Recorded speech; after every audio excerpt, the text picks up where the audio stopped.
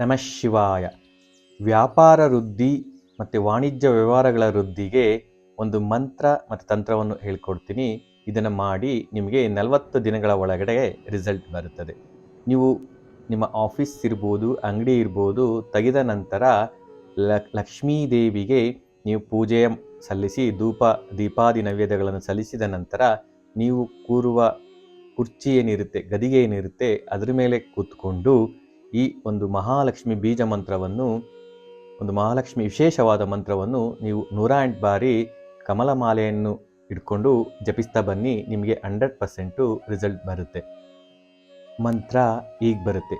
ಓಂ ಐಂ ಹ್ರೀಂ ಶ್ರೀಂ ಕ್ಲೀಂ ಶ್ರೀ ಮಹಾಲಕ್ಷ್ಮೀ ನಮಃ.